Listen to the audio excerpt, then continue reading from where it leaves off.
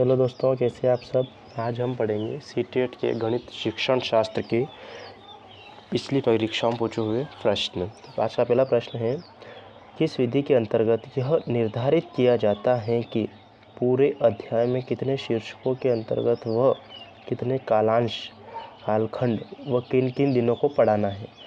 तो ऑप्शन है इसके आगमन विधि, खोज विधि में, निगमन विधि में और इकाई योजना विधि में। तो सही आंसर ये ऑप्शन नंबर डी, इकाई योजना विधि।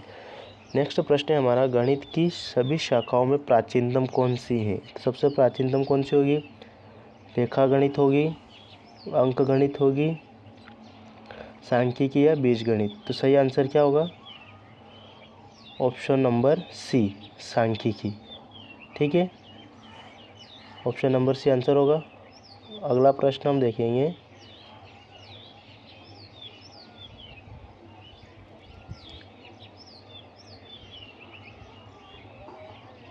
एक मिनट। नेक्स्ट प्रश्न क्या होगा हमारा, माध्यमिक स्तर पर अंक गणित शिक्षण विधि है। जो माध्यमिक स्तर होता है उस पर अंक गणित की शिक्षण विधि कौन सी होगी? प्रायोगिक विधि होगी, विश्लेषण और संश्लेषण विधि होगी, आगमन निगमन विधि या उपयुक्त सभी। सही आंसर क्या होगा? आंसर नंबर सी, आगमन और निगमन विधि। नेक्स्ट प्रश्न रहेगा हमारा, माध्यमिक स्तर पर अंक गणित शिक्षण विधि। क्वेश्चन रिपीट हो गया इसका, वही आगमन निगमन विधि है। अगला प्रश्न है, रेखा गणित हेतु निम्नांकित में से सर्वाधिक प्रमुख विधि है। जो रेखा गणित विधि है उसको पढ़ाने में सबसे सर्वाधिक प्रमुख विधि कौन सी है? निगमन विधि, आगमन विधि, खोज विधि और व्याख्या विधि। तो इसका आंसर होगा ऑप्शन नंबर बी, आगमन विधि वो विधि है जो रेखा गणित हेतु सबसे प्रमुख विधि है।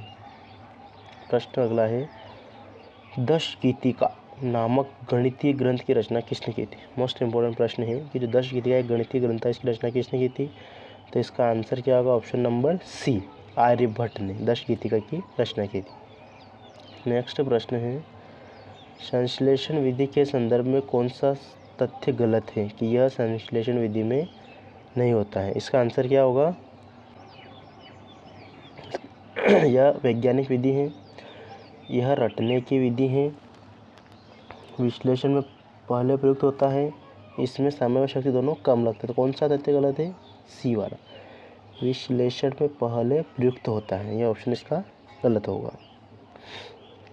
अगला है, एक अच्छी मूल्यांकन विधि वह है जिसमें देखा जाए बालक के व्यवहार में परिवर्तन करने की विधि, शिक्षण हेतु अपनाई गई विधि, पाठ्य वस्तु से संबंधित विधि या उपयुक्त सभी। तो क्या आएगा इसका? ऑप्शन नंबर ए, बालक के व्यवहार में परिवर्तन करने की विधि ही सबसे अच्छी विधि होती है, क्योंकि पूरा शिक्षण शास्त्र यही कहता है कि हमें जो बालक या बच्चा होता है उसके व्यवहार में परिवर्तन करना है। नेक्स्ट है, छात्र वृत्त तथा गोले में तुलना करता है। छात्र जो होता है वृत्त और गोले में तुलना करता है, यह किस उद्देश्य की पूर्ति करता है? ज्ञान का, अवबोध का, कौशल का या ज्ञान का उपयोग का। तो इसका आंसर होगा ऑप्शन नंबर बी, अवबोध होता है उसे। वृत्त और गोले में तुलना करना मतलब उसको अवबोध हो चुका है। अगला प्रश्न है, छात्र, वही प्रश्न रिपीट है।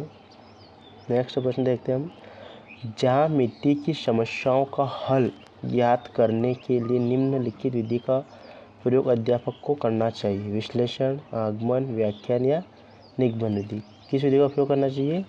ऑप्शन नंबर ए, विश्लेषण विधि का। ठीक है, अगला प्रश्न रहेगा, बालकों को कम से कम बताना चाहिए व उन्हें अधिक से अधिक स्वयं सोच निकालने के लिए प्रेरित करना चाहिए सिद्धांत लागू होता है।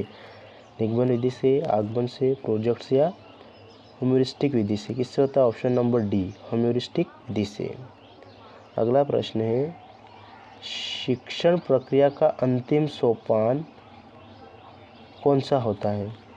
शिक्षण जो प्रक्रिया है उसका अंतिम सोपान क्या है? मूल्यांकन, उद्देश्य, अधिगम, उपयुक्त सभी। आंसर होगा ऑप्शन नंबर, मूल्यांकन करना ही हमारा अंतिम सोपान होता है कि हमने इतना पढ़ाने के बाद उसने क्या सीखा, इस बात का हम मूल्यांकन करते हैं, वो अपना अंतिम सोपान होता है। अगला प्रश्न है हमारा, प्रयोगशाला विधि किस विधि का विस्तृत रूप है? इकाई विधि का, निगमन का, संश्लेषण विधि का या आगमन विधि का। इसका आंसर क्या होगा? ऑप्शन नंबर डी, आगमन विधि का ही विस्तृत रूप है प्रयोगशाला विधि।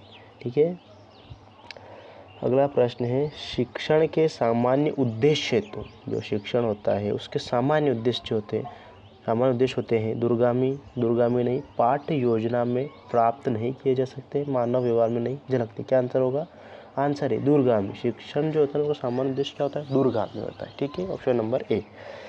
अगला प्रश्न है, गणित शिक्षण में पाठ्य पुस्तक का उपयोग निम्नलिखित कारण से किया जाता है। पाठ्य पुस्तक का उपयोग किस कारण से किया जाता है? प्रायोगिक कार्य हेतु, प्रस्तावना हेतु, उदाहरण व चित्र हेतु या उपयुक्त सभी। किसके लिए? ऑप्शन नंबर डी, सभी। जब भी हम गणित शिक्षण कराते हैं उसमें पाठ्य पुस्तक का उपयोग क्यों करते हैं? प्रायोगिक कार्य हेतु, प्रस्तावना हेतु, उदाहरण, चित्र हेतु। ठीक है, उपयुक्त सभी आएगा। अगला है, गणित के मानसिक सिद्धांत के जन्मदाता है। प्लेटो, आर्यभट्ट, न्यूटन या सीवी रमन। क्या आंसर होगा? आंसर नंबर ए, प्लेटो। गणित का जो मानसिक सिद्धांत है उसके जन्मदाता कौन है? प्लेटो। अगला प्रश्न है हमारा, किसी वृत्त की परिधि व व्यास में संबंध स्थापित करना इनमें से कौन सी विधि सहायक होगी? संश्लेषण विधि, प्रयोगात्मक विधि, आगमन विधि या प्रदर्शन विधि। आंसर होगा ऑप्शन नंबर बी, प्रयोगात्मक विधि इसमें सबसे अधिक सहायक होगी। ठीक है, अगला प्रश्न है, वही रिपीट हुआ प्रश्न, गणित शिक्षण छात्रों में प्रश्नों को शीघ्र व शुद्ध हल करने की आदत डालने की श्रेष्ठ विधि है।